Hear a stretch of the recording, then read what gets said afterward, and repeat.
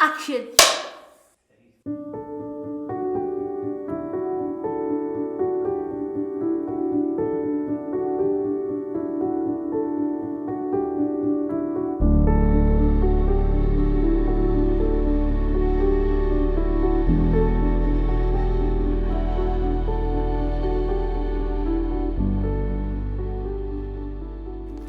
Hi everyone and welcome to another Life Rooms chat video. I'm Mark and I'm one of the learning facilitators here at the Life Rooms, and in today's video we're going to be talking about learning disabilities and what learning disabilities actually means. Now this is the first video of a series of videos around the learning disability community, and what we're hoping to do is we want to raise awareness, we want to reduce stigma, and we want to debunk myths around learning disabilities. So today I'm joined by Laura Smith and I'm also joined by Louise Lampkin. Okay, Laura, so tell me a little bit about yourself and why you're involved with learning disabilities. Great, so my name's Laura Smith. I am a learning disability nurse and I work in the community learning disability team. I wanted to get involved with these videos with the Life Rooms because I thought it would be great to raise awareness and reduce stigma, and as a learning disability nurse I'm passionate about that. Brilliant, I think that's lovely. And Louise, how about yourself? You just introduce yourself and tell us why you wanted to be involved. Okay, so my name is Louise Lampkin and I come from Liverpool, and also with Laura I do the feelings group on a Wednesday, and also I am a supporter of the Life Rooms. Oh, that's really good. So it's great to have you involved, and we'll find out more about the group that you just mentioned later on in the video. But that's lovely. So thanks both for joining us and making this video. So I'll be asking you some questions during the video, and we're just going to have a little chat, and hopefully this will help people who are watching. So the first question I want to ask you both is, what does it mean to have a learning disability? So a learning disability is a reduced intellect, so it affects someone's whole life. It impacts on lots of different things around maybe understanding, and may need some support in the community, may need some support managing money, may need some support with household tasks. There's different types of learning disabilities, so you can have a mild learning disability, you can have a moderate learning disability, or you can have a profound learning disability. You can have a learning disability alongside a genetic condition such as Down syndrome, cerebral palsy, you can have alongside a learning disability. So that's just a bit about learning disability really. And Louise, what does learning disability mean to you? Well, my learning disability is about having the likes of Down syndrome. Yeah? Because I've already had Down syndrome, and I've been diagnosed with Down syndrome when I was a child. And I also had the diagnosis of a learning disability and a learning difficulty. My eyesight is poor because of my disability, and also we are aware of awareness of the learning disability. Yeah, and I've met you a few times now, Louise, haven't I? And what I really like about you is, although you may have some of these difficulties, you actually have a passion for life, don't you? And you still don't let your difficulties stop you from doing things. Would you agree with that? Yes, I do agree with that, but what I could say was, I am a fast learner of, I can read, I can write. Sometimes I can't tell the time properly, and I'm very difficult of awareness of dealing with money. Brilliant, and we'll talk about that later on, but I love that you've actually said that, because we're going to be talking about some false statements shortly, and people will normally say, well, oh, if you've got a learning disability you can't read and write, but you can. So, you know, straight away we're sort of stamping out that stigma, aren't we? So well done, I think that's a brilliant answer, so thanks for that, Louise. So another thing I wanted to ask you is, what can cause a learning disability, if there is actually a cause? So it can happen during pregnancy, it can during birth, maybe during childbirth. If a baby is being born and is starved of oxygen, then that may cause a learning disability. It can also occur during childhood, early childhood, maybe due to a possible illness that may happen. Someone may have an illness and that may affect the brain and then cause a learning disability. But it's also important to recognise that a learning disability arises before the age of 18, so before you reach adulthood. Good, I think that's really good information there. Great. Louise, did you want to add anything to that? Like, having disability is a lifelong condition, and also is surrounded with other people having different types of disabilities. Yeah, there's so many different types. I think in the UK alone, there's 1.5 million people who have a learning disability. So that's actually 2.6 of the percentage of the UK. So it is actually quite a lot of people, that, isn't it? So I love that you should say there's so many people who do have this, and I think that's why we wanted to make these videos, so people are more aware of these type of issues. So I think that's a really good comment and I you've think made it's really there. important what Louise said, that it's lifelong, a learning disability. Yeah. Sometimes we hear quite a lot of people using the term learning difference. So what I wanted to ask you both was, what's the difference between a learning disability and a learning difference? So often the word learning disability and learning difficulty can be like some people may call a learning difficulty a learning disability, but they are actually quite different.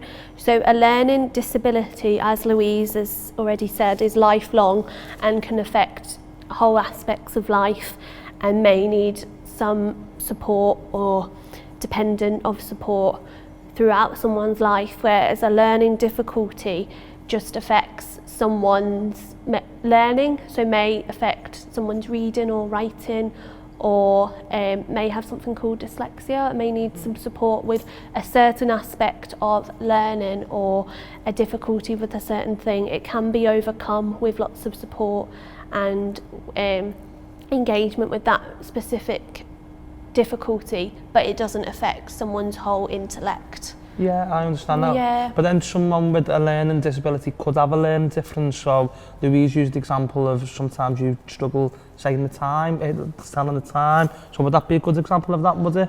Yes, it would, because taking my time in my own way is like if you get up from a chair. It's like when you get up from a chair, walking side by side by walking to the toilet and walking back to the filming part. It takes me time to walk to here, and I go by car as well. And that also takes me time to get out and aware that I am aware that my disability belongs by taking my time. I think that's actually really good. So I suppose the advice you're giving there is own your sort of disability, and you have owned it by saying, well, yeah, I have this disability. However, I take me time, and by taking me time, I can complete tasks, like coming in here today to film this, which you mentioned. So I think that's a real good example, and what a great outlook to have in life. So I'm really pleased with that response. So thanks for that, Louise. What I wanted to do, there's quite a lot of false statements about people with learning disabilities. Yes. So I've collated a few false statements when I've been working with some of the learning disability nurses, and I was going to read them out, and you tell us why they're false. Is that okay? Yeah. So the first one I've got is people with learning disabilities can't make decisions and don't understand. So that one is false. So many people with learning disabilities can make decisions, can live fulfilled lives, and may need some extra support in making decisions. Everyone with a learning disability should be deemed to be able to make decisions unless it is deemed otherwise, and then we can go down the route of assessing someone's capacity. But many people with learning disabilities should not be presumed that they can't make decisions. They can. Yeah. And the short time that I've met Louise, I've found out she makes quite a lot of her own decisions herself. She makes great decisions. So you've made decisions to become a volunteer at Old Day Hospital, haven't you? So the things that I do that I volunteer a lot of the way is like going around people, making sure that people are okay, and also when they go for their appointments, or the children's and the family, it's like I take them to their appointments. Good. And then Bernardo's, where I volunteer, is when I am a volunteer, and I volunteer by doing tagging clothes, taking the clothes out to the shop floor, and I do a lot of tilling, because I go on the till sometimes. And then after that is decoding. I do a lot of decoding. And that's towards me with my disability. It's when I support people around their workplaces. Mm-hmm. So that sounds really like good, isn't it? Yeah. Yeah. So quite detailed stuff that you actually do. So I think you've just proved the point there that you're well capable of making your own decisions. We'll go on to the next false statement. People with learning disabilities aren't interested in intimate relationships. So that one's false as well. People with learning disabilities are like everyone else, are interested in relationships, intimate relationships, wanting to get to know another person, getting to have an intimate relationships. Yes, so that one is false. Many people with learning disabilities do have intimate relationships. So yeah, that one's definitely false. Good. We are actually making a video around sexual health and relationships within the learning disability community as part of this series of videos. So please check that video out as well. But you're right, it's false, isn't it? The next statement that we're going to talk about is people with learning disabilities can't have their own money. So that one's false as well. So people with learning disabilities can have their own money, can manage their own money, can be supported to manage their own money. Lots of people with learning disabilities have bank accounts, can have access to their own money. So yeah, that one is false. Good. Yeah. And Louise, did you want to mention about that? Because we spoke about this earlier on. You manage your own money yourself, don't you? Yes, I do, and I'll tell you why with that, because with my disability, it's when you do money, when you count money up to 1 to 100, that is fine with me.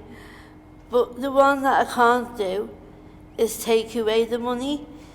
It's like when you count the money up, when you add the money up, it's like when you do things with the money, it's like you have to have your own responsibility by looking after your own money.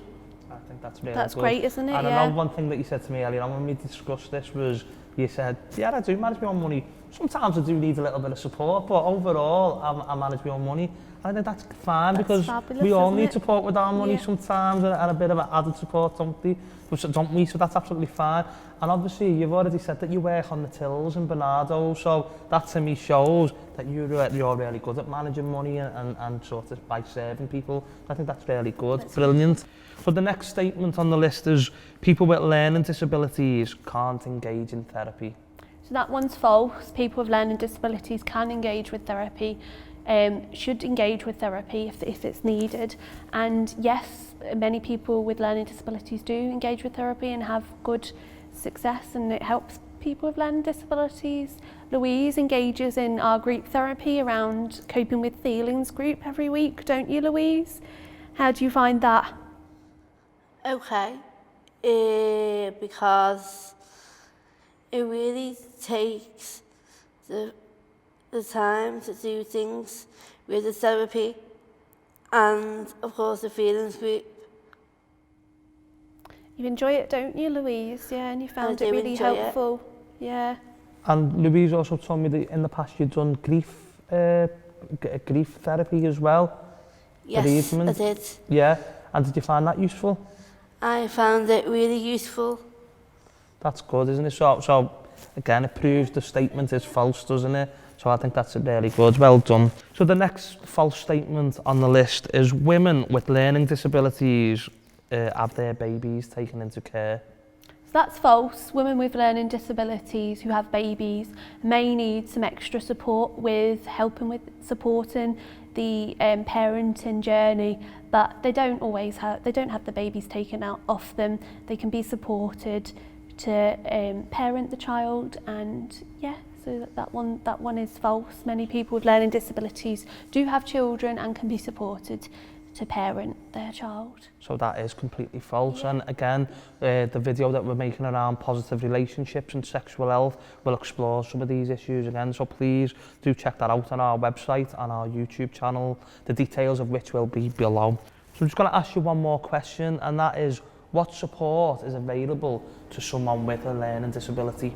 So there's lots of support that's available to someone with a learning disability in the community. So I work in the community learning disability team, and if you have a health need, you can be referred to the learning disability team and we can support you. There's lots of different professionals that work within that. There's nurses, there's psychologists, there's occupational therapists, there's psychiatrists that can support you. We can also do a lot of signposting to other services within the community learning disability team. There's MenCap that does a lot of work with people with learning disabilities in the community, and there's lots of volunteering aspects and different activities that people with learning disabilities can get involved with in the community. Brilliant. And I think you've just mentioned volunteering, and now Louise, you've already mentioned that you do volunteering, and that's a big part of your sort of support network, I suppose. But by helping others, you're giving back, aren't you? Do you know what I mean? So, but what other things do you do to get support in the community? My disability, and when I have Down syndrome, it really brings my life better when you do catch up with work with your disability. It means that you can get along with other people and different people with your disability. So this is me, this is my life, and this, I'm so sorry, but I'm getting emotional now. I'm very sorry, but can I just say thank you. Yeah, my disability is there, and my stigma to my disability, that is equal to disability. So yeah, this is my disability, so thank you. Good. So that goes back to what we said earlier on. You own your disability, don't you?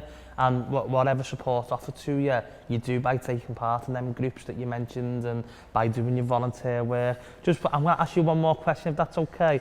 You've also spoken to me today about stuff that you do for yourself, just to keep you sort of occupied, just to keep your own well-being good. So what type of things are they, Louise?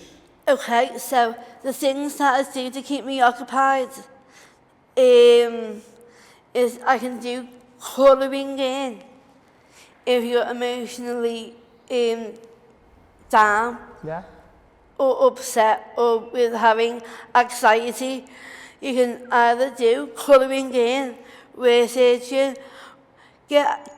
it's like getting out your DVD player set and put on a DVD, and also you can do stuff like getting things ready and prepared around, it's around yourself. So it's like when you do things better for yourself, and it's around where you do things around disability. This is my disability, and also what I do, and what I do is when I put myself down, and then when I put myself down, I'm really upset, I go onto the website and go onto the feelings group, and the feelings group really helps with my disability. So yeah, I just, on behalf of me with my disability, that would be perfect. Thank you. Oh, well, I think we want to thank you, because the way you put that was absolutely brilliant. So thanks for taking part in this video, Louise. Thank you for also taking part, Laura. Yeah. It's been great meeting you both, and I really enjoyed that chat. And thanks for you for joining in and watching this video. A lot of the stuff that we've talked about will be in the description below. Please check out our website, which is www.liferooms.org, and interact with us. If you want to make any comments in the comment box, feel free to, and we hope you enjoyed the video. So shall we say bye to everyone? Yeah. Bye everyone. Bye.